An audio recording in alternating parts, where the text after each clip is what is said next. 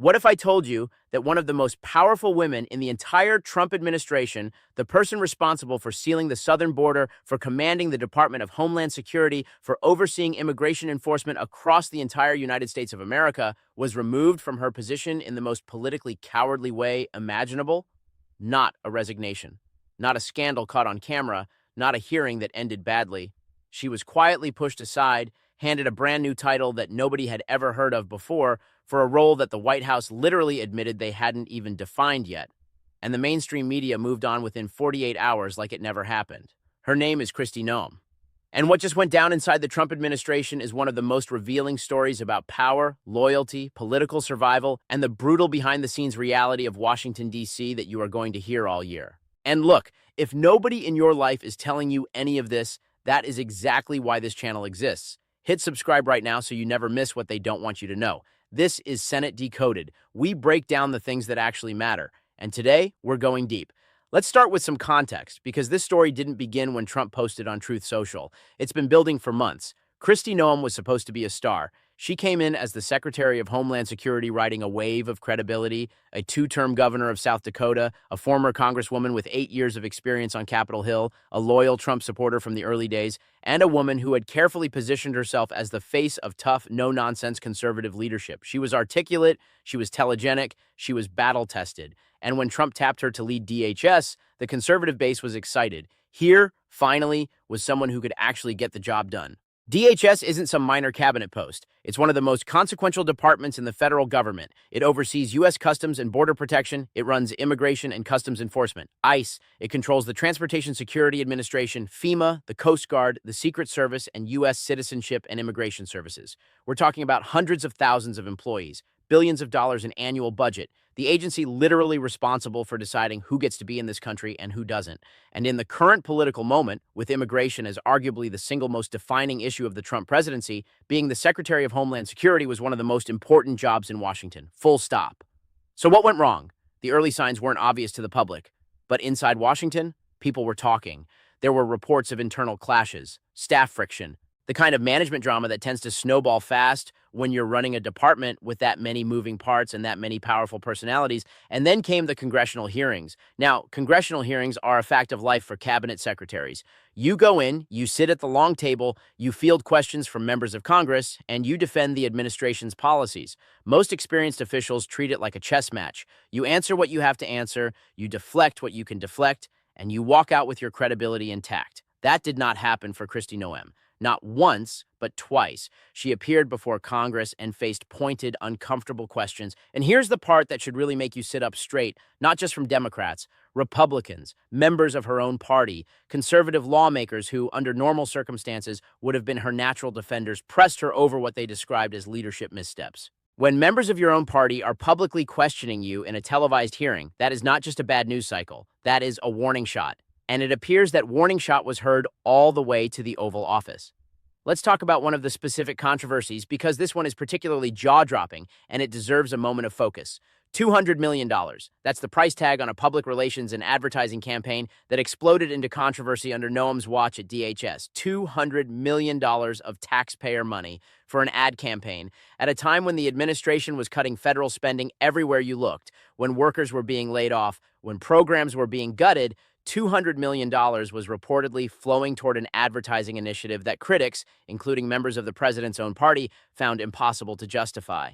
Think about that number for a second. $200 million could fund a small city's entire operating budget. It could rebuild disaster-struck communities. It could put hundreds of federal law enforcement agents on the streets. And instead, a significant chunk of it reportedly went into media and advertising expenditure that generated more backlash than it resolved. That's the kind of story that doesn't just create bad headlines. It creates enemies. It gives your critics ammunition. And in a White House that is acutely, obsessively concerned with optics and loyalty and narrative control, handing your opponents a $200 million talking point is not something that gets forgiven quietly. There was also what insiders referred to simply as Minnesota. Without getting into every detail, a series of events connected to immigration enforcement operations in Minnesota produced controversy that landed squarely in Noem's lap and gave political opponents yet another platform to hammer the administration. Now, the White House was very deliberate in how they framed all of this, an administration source told Fox News, and I'm going to quote this carefully because the language matters. Noam's drama overshadowed and distracted from the administration's immigration agenda. Read that again.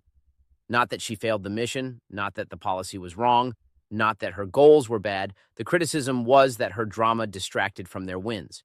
In other words, the administration believed they were winning on immigration, and Noam's controversies were stealing the spotlight at the worst possible time. In Washington, that's a death sentence, because in this White House in particular, there is exactly one person whose name is supposed to be attached to every political victory, and when your controversies start bleeding into that spotlight, you don't get a second warning. You get a Truth Social post, and that's exactly what happened. President Trump took to Truth Social to announce that Senator Markwayne Mullin of Oklahoma would be replacing Kristi Noem as Secretary of Homeland Security effective March 31st. But here's where it gets interesting, because Trump didn't just fire her. He simultaneously announced that Noem was being given a brand new role, Special Envoy for the Shield of the Americas. He described it as part of a broader Western Hemisphere security initiative. Sounds impressive, right? Almost cinematic. The Shield of the Americas. It's the kind of title that looks great on a press release and sounds powerful on a cable news chyron, except for one enormous problem. Nobody can tell you what this job actually is. The White House, at the time of this announcement, had not detailed the scope of the position at all. They hadn't released a job description. They hadn't outlined responsibilities. They hadn't defined her authority, her budget, her team, or her mandate. That is not how real jobs work in the federal government. When the Secretary of Homeland Security was created after September 11th, there were months of legislative work, organizational charts, congressional authorization, budget allocations. Real jobs have real structures. A title with no defined scope isn't a promotion. It's a parking spot. It's Washington's version of the lateral move that every corporate employee has been offered at some point in their career when their bosses want them gone but don't want the drama of a firing. It's the political equivalent of being handed a corner office with no phone, no staff, and no actual responsibilities, while they quietly install somebody else in your old chair. Here's something Senate Decoded wants you to understand about how power really works in Washington, because it's something they don't teach you in civics class, and most media outlets never bother explaining. In politics, how you're removed matters just as much as the fact that you're removed. The language of a departure tells you everything about the political calculation behind it. When someone resigns to spend more time with family, that's almost always a polite cover for being pushed out, but it preserves relationships and keeps the door open for future roles. When someone is fired outright, publicly, with the president naming their replacement in the same breath, that's a power statement. It sends a message to every other cabinet member watching. It demonstrates control. But when someone is reassigned into a newly created role with no defined responsibilities immediately after 2 contentious congressional hearings and months of internal controversy, that's something else entirely. That's a political calculation designed to avoid the optics of a public firing while still removing someone from a position of real authority. The administration gets to say she wasn't fired. Noem gets to save face, and at least on paper. The transition happens with minimal turbulence during a period when the White House needs all of its attention on legislative priorities. Everybody wins, or at least that's how it's supposed to look. Now here's where this story takes a turn that has Washington insiders genuinely paying attention, because while all of this is happening at the federal level, while the DHS transition is playing out and the new envoy title is being announced, and political observers are trying to figure out what the Shield of the Americas even means, back in South Dakota, people are asking a very different question. What is Kristi Noem going to do next? And specifically, is she going to run for Senate? Senator Mike Rounds is up for re-election in 2026. He's seeking a third term. He's backed by Senate Republican leadership. He received what Donald Trump himself described as a complete and total endorsement, with Trump writing that Rounds will never let you down and calling him an America First patriot. That sounds bulletproof, right? That sounds like the kind of incumbent protection that ends primary challenges before they begin. And yet, pollsters in South Dakota were already surveying a potential Rounds versus Noem matchup before she was even officially removed from DHS. The Atlantic reported on it. Local ABC affiliates in Rapid City were covering the speculation. Republican sources in the state were weighing in publicly. One Republican source told The Atlantic that Rounds would handily win any primary matchup with Noem. A separate GOP strategist who works in Senate races and who acknowledged that Noem was once, in their words, a MAGA rock star, called a potential Senate bid at this point in time a suicide mission. Strong words. But they tell you something important. The political community is taking this possibility seriously enough to have opinions about it. And here's the thing about Senate races that most people don't think about until it's too late. There is a logistics reality that operates completely independently of political desire and public speculation. South Dakota's filing deadline for the 2026 primary is March 31st at 5 p.m. Central Time. That's the same day that Markwayne Mullin is set to officially take over as DHS Secretary. The same day, Noem's time in that role formally ends.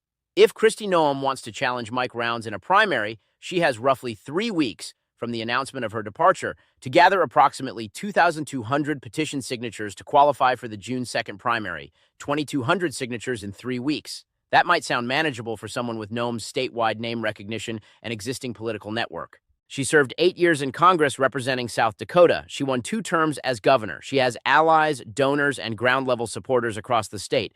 But gathering petition signatures requires infrastructure. It requires staffing. It requires a campaign apparatus that either already exists or can be stood up in a matter of days. And it requires a candidate who has made the decision publicly, definitively, to get in the race. As of right now, none of that has been announced. The clock is ticking. And every day that passes without a declaration makes the logistical hurdle steeper. What's interesting and what gets lost in the narrative of Noem as politically damaged goods is that she still has powerful support back home, real support, not just polite words from people trying to avoid awkwardness, but genuine substantive backing from people who matter in South Dakota politics.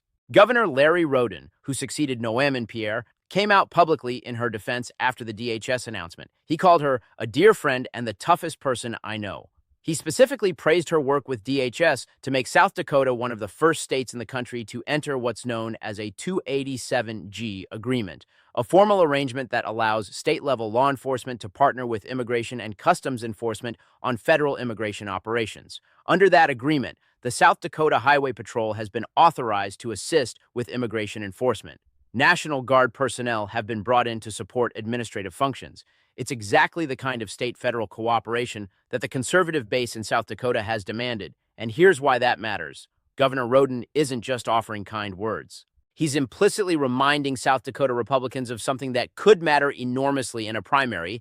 Noem's record on immigration, on border security, on federal-state law enforcement cooperation is actually strong. It's the kind of record that resonates with primary voters in a deeply red state.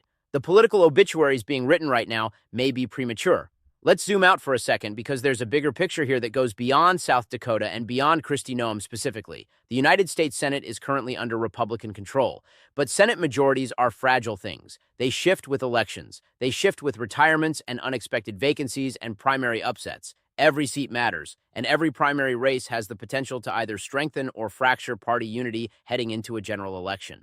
When a sitting senator who has the backing of the president and Senate Republican leadership faces a primary challenge, especially from someone as well-known and combative as Kristi Noem, it creates a tension that doesn't stay contained to one state.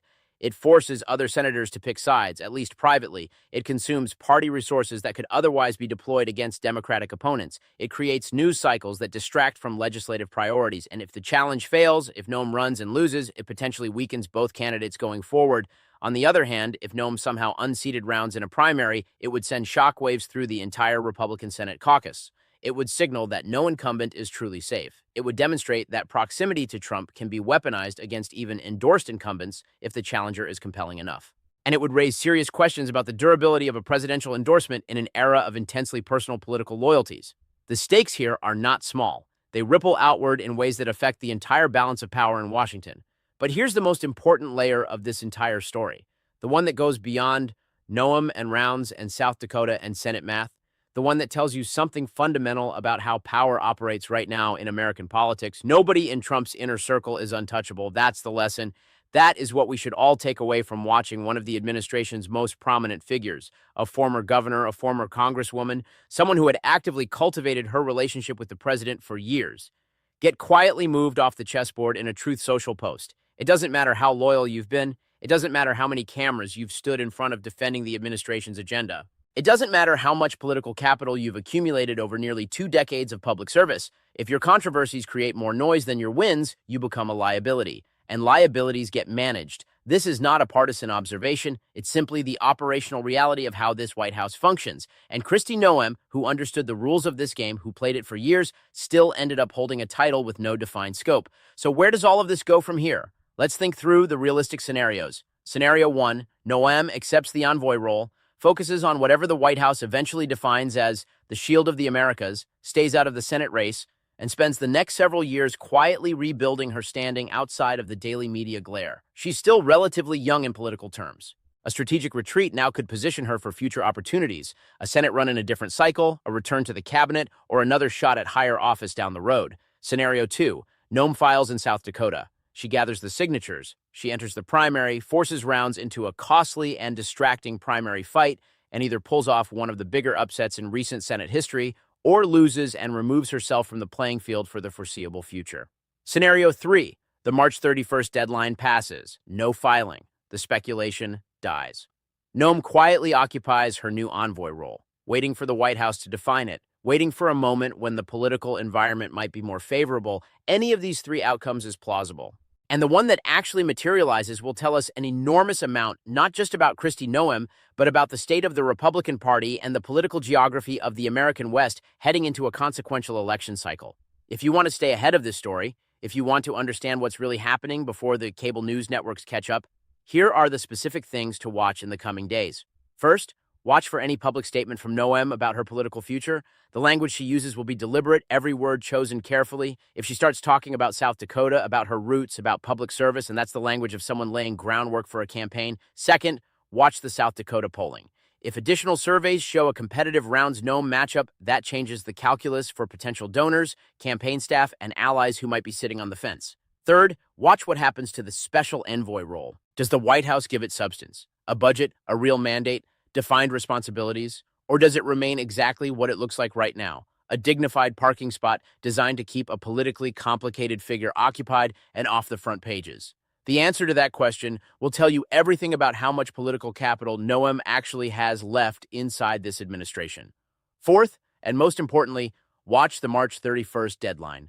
If that date passes without a filing, the Senate race chapter of this story is over. Here's what Senate Decoded wants you to understand at the end of all of this. Washington is a city that loves to write political obituaries. The moment someone stumbles, the moment the headlines turn unfavorable, the moment the party machinery pivots away, the moment the president's Truth Social post shifts from praise to reassignment, the consensus narrative machine kicks into gear and starts drafting the fall from grace story. Sometimes those narratives are right, sometimes people are genuinely finished, but sometimes they're not. Sometimes the people who get counted out find their footing. Sometimes a state that knows your name, your record, and your history sees you differently than the DC press corps does. Kristi Noem has been in public life for a long time. She has won elections that people said she couldn't win. She has survived controversies that people said would end her. Whether she can do it again, whether the timing, the logistics, and her own ambition align for a genuine comeback is a genuinely open question right now. And the answer matters, not just to South Dakota, not just to Mike Rounds, but to everyone who wants to understand how power really works in America today and what it takes to hold on to it, lose it, and fight to get it back. That's the story we're tracking. That's the story Senate Decoded exists to decode. If you made it this far, you already know this channel is different. We don't do hot takes. We don't do spin. We break down what's actually happening inside the halls of power and explain why it matters to you, in plain language without the noise. If this video gave you something the headlines didn't, do 3 things right now. Hit subscribe before you click away. This channel is growing fast, and the next video you miss might explain something that directly affects your life. Hit the like button because it tells YouTube this content matters and gets it in front of more people who deserve to know what's really going on. And drop a comment below. Tell me what you think. Is Noem finished? Is she coming back? Is the Senate race real, or is it noise? I read every comment. And share this video with someone who watches the news every day and still feels like they don't understand what's actually happening. That's exactly the person Senate Decoded was built for. I'll see you in the next one. Stay informed, stay sharp, and never stop asking what they're not telling you.